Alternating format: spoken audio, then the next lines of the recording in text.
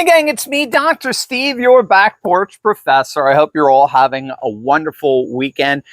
It really does look as if Canada is about to change forever.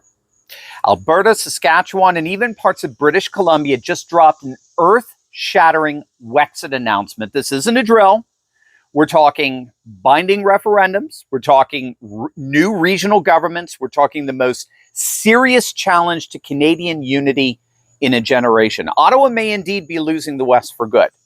So in a shock move, Western leaders such as Alberta Premier Danielle Smith have just announced binding referendums in the next year asking citizens straight up, do you want to break away from Canada? Do you want to wrest back real control from Ottawa? For decades, what's commonly called WEXIT, right, which involves the whole Western Canadian provinces seceding, WEXIT was dismissed and laughed at as nothing more than a fringe peripheral issue. No more. Alberta, Saskatchewan, and BC power brokers have unveiled concrete roadmaps. So we're talking, again, provisional governments, we're talking control over resources, taxation, law enforcement, even infrastructure. Every area Ottawa's been accused of mishandling for years. And for the first time, this is the real big development here. For the first time, there is now a public timetable. So the plan is for the next 12 to 18 months to let the West decide its own fate. So we talked about this last week, but Alberta, Saskatchewan, and even British Columbia have formally coordinated their separation strategy. So back on June 18th, elected officials from Alberta and Saskatchewan held the first ever joint caucus meeting ever in Canadian history. It was in the border city of Lloyd. And the key here is that this meeting wasn't just symbolic. It was two Western provinces coming together to formalize their mutual intention in officially declaring independence from Ottawa. Now, if you don't know, what's driving these provinces to the brink are basically three interrelated things: resources, power, and respect, which really translate into economic, political, and cultural divide. So the first grievance involves economic pain. So Alberta and Saskatchewan, they're oil and gas titans, but pipeline cancellations, tightening of regulations, tax grabs from Ottawa, they've hammered their economies. So we're seeing billions in energy revenues flow eastward, while Westerners see their jobs, their industries, and their ambitions blocked by liberal cities like Montreal, thousands of miles away. Secondly, there's a tremendous sense of political alienation from Ottawa. With most Canadian power nestled in Ontario and Quebec and the East, Western votes and voices just keep getting drowned out. In fact, they often use the term Western alienation, and it's not just a slogan, it's a lived reality, reawakened by fresh federal policies that sideline the resource-rich provinces in the West. And then thirdly, there's a very real cultural divide. So while Ottawa embraces green economics and liberal values, the West insists on pragmatism, self-sufficiency, fossil fuels, and they're far more inclined to conservative values. Alberta is actually often referred to as the Texas of Canada, right? Sask is very much the same. I remember on one of our Turley Talks cruises, it was actually this time last summer when we were in the Mediterranean. A number of you came with us. It was wonderful.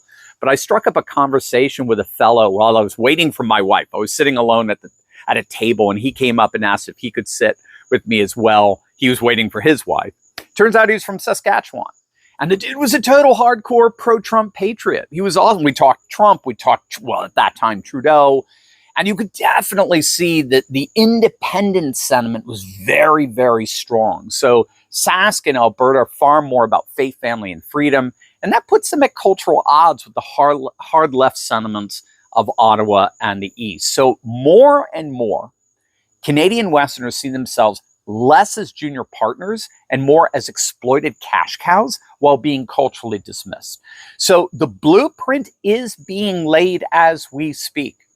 Alberta is lowering the signature threshold for referendums, and organizers like the Alberta Prosperity Project, they are already gathering signatures. And the likely referendum question is going to be, do you agree that Alberta should become a sovereign country and cease to be a province of Canada? Bill 54 makes it 70% easier to trigger separation referendums by slashing signature requirements from 600,000 to just over 170,000. And if they hit that mark, the province legally has to put it on the ballot. And Ottawa is clearly starting to get nervous. So Prime Minister Mark Carney, he's warning of very dire legal battles and economic chaos, and he's vowing to fight any breakup tooth and nail. But polls are showing rising support, especially as Ottawa tightens the screws. So at last count, a third of Albertans and a quarter of Saskatchewan residents would vote yes if the referendum were held today. That number spikes if federal policies get even less friendly. And the polls do not take into account the fact that independence referendums consistently generate some of the highest voter turnout rates in electoral history, often surpassing regular elections by dramatic margins. This is what shocked the European establishment with Brexit. All the polls showed that Brexit was going to fail, all of them. Not one predicted the 52-48 vote split in favor of leaving the European Union, except for those analysts who recognize that independence referendums have the highest voter turnout rates in electoral history. And that's largely because nothing brings out what are called low prop to no prop voters like independence referendums. So low prop voters, voters who've only voted in one of the last 4 elections, and no prop voters, voters who have not voted in any of the last 4 elections. Historically, low to no prop voters tend to come out en masse with independence referendums, and they overwhelmingly vote in favor of independence. But the key here is they're not factored in the polls leading up to the referendum. They're not on the polling radar, as it were. So these voters have basically dropped off the political map, right? They just feel completely disenfranchised from the political status quo.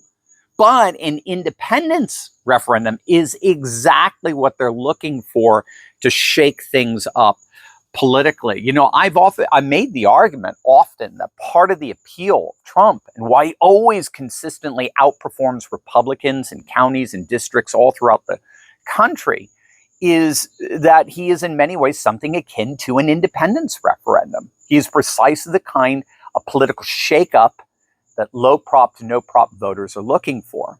So 30% of Albertans already want to secede. And there's a considerable number of low to no prop voters who are going to turn out and join them for an independence referendum. Gang, that's called game on. That's game on. With Ottawa floundering, the West is seizing its moment. This isn't just a protest. This is political leverage at a national scale. For conservatives and resource advocates, it's the ultimate hardball tactic to force Ottawa's hand on pipelines, taxes, and political autonomy. Even if WEXIT falls short of actual separation, expect massive changes to Confederation and a seismic shift in who really calls the shots in Canada. I want to know what you think. Let me know in the comments section below. As always, make sure to smack that bell and subscribe button for breaking news and analysis you're not going to hear anywhere else. But let me hear what you got to say. Put it in the comments down below. I love you guys. Have a wonderful weekend.